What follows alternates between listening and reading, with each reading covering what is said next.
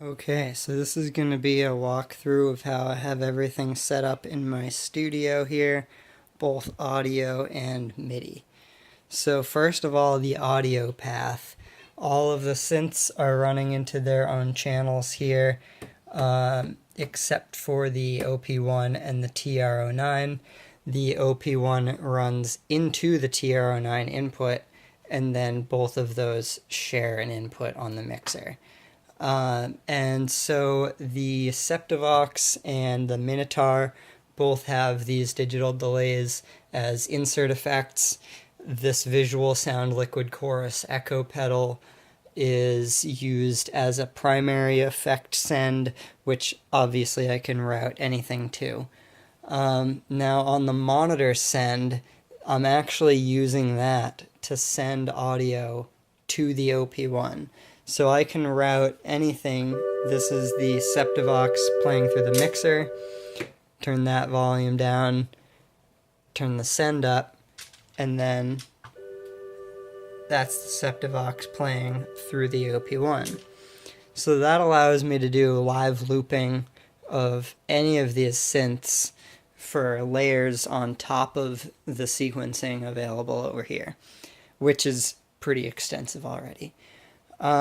So let's see, I think that's it for that. Moving on to the MIDI, basically the MIDI keyboard is selecting the MIDI channels and controlling all of these different synths. So it's essentially my main station to play everything.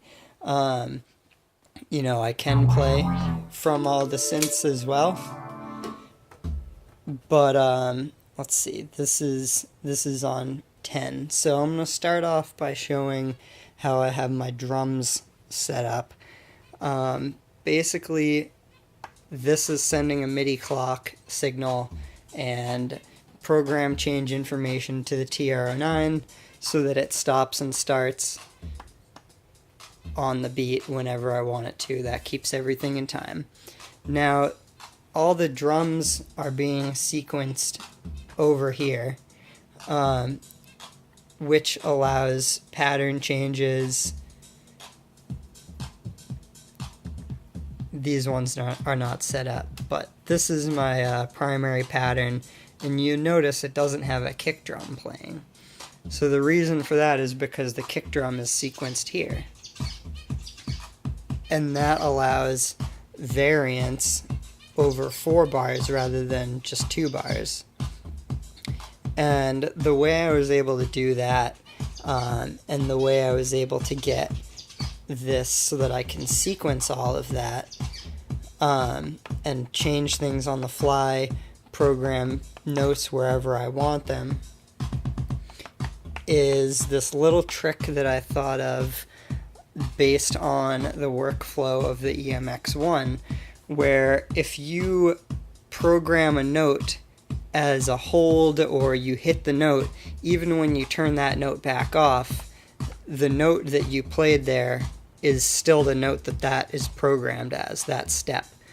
And so by basically going through on a template pattern, I just sat and I did this and set every single note to be a kick drum, and then from there that allows me to mute things, play around with it, and just generally sequence the kick drum like you would normally sequence it on here. So that's a fun little hack. Definitely keep that in mind. So the other fun things I have is setting this up. You need a MIDI merger. So what this MIDI merger does is allows you to essentially be able to play things on the synth and on the keyboard and hear it. So for example, this is sequencing the Septivox, and if I didn't have the MIDI merger, it would play that sequence just fine. I could use the keyboard on here to be playing things like this, But if you were playing anything on here while you were recording it, you wouldn't hear anything. And that's because of the fundamental problem that the Electribe sampler does not have a MIDI through, and it does not have a way to merge the two MIDI signals internally. Now, of course, the old Electribes also did not have a way to merge them, and so with the MIDI through, I was running both the out and the through into input 1 and input 2. Now, you'll have to play around on the original Electribes, the EMX1, I believe it was the through that sent power, and so that had to be connected here.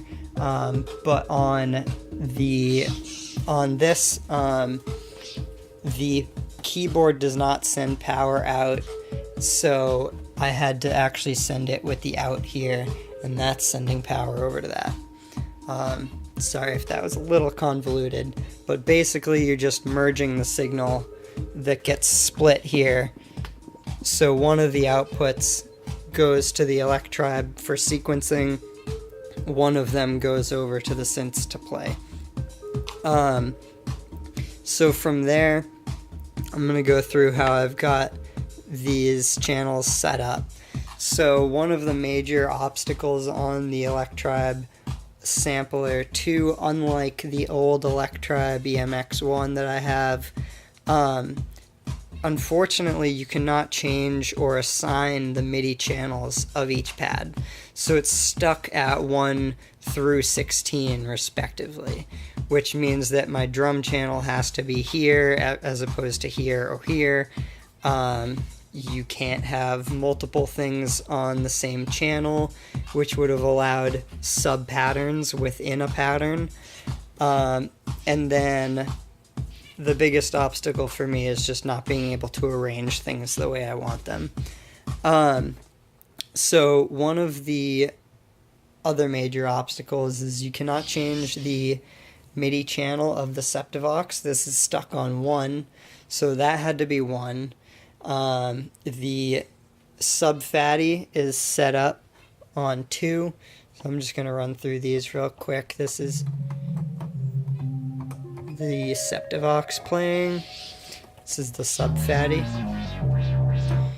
and then the Minitaur is on 3, which is here, and then the D20, which is this awesome vintage Roland synth, I have set up actually on channels 4, 5, 6, 7, and 8. So as you can see, this has a whole bunch of different channels, 16 channels internally, obviously.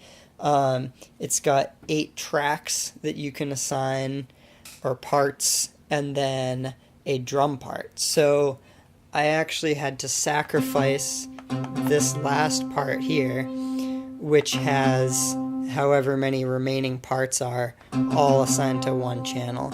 So I can adjust the volume over here and just kill that, so that if I accidentally hit it, you don't hear all that crazy noise. So I've got an organ over here, some type of bell, I forget what that is. Nice synth over here. Flute sample, I believe, or pan flute, and then a string. So basically the rest of these, this is set up as just an oscillator right now. These I have set to some drum hits and this awesome little pad. These are internal to the Electribe. Sorry, I keep calling it the EMX. I'm just used to my old synth. So these are internal, and this does give me the option to chop up longer samples or put whatever vocal samples or what have you on here. So I've got, what is that, 7 more pads left over, 6 pads, for that kind of stuff. And then that brings back to the OP-1, where you've got 4 more channels to do any kind of live looping, as well as the drums sampler, which, you know, obviously these are some drums, but I do have some This country, we are going to hell. So you got more vocal samples over here that you could chop up, 8 different kits that you could save different sets of vocal samples. Basically, I have achieved studio workflow sans computer. So I'm very happy about that. This little pocket piano hiding back here, I don't actually have hooked up right now, but sometimes I'll use that as a MIDI effector and essentially send my MIDI into here and then back out, and that will allow you to do arpeggios straight from the keyboard, which may then trigger another arpeggio on here, and you just get some real madness with that. So let me just show a quick example here. I just want to kind of unmute things and kind of just show how everything's routed here.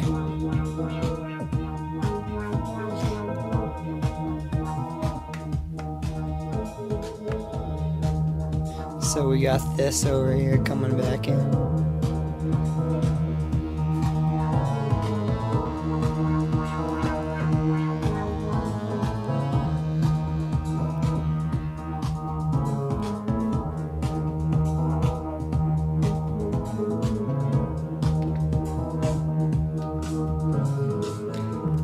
So one of the great things is you can mute the kick drum from the TR-09 as well as over on the Electribe.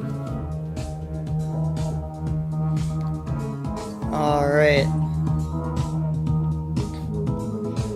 Well, that concludes the little tour for today. Let me know if you guys have any questions, want me to explain how things are set up a little bit more in detail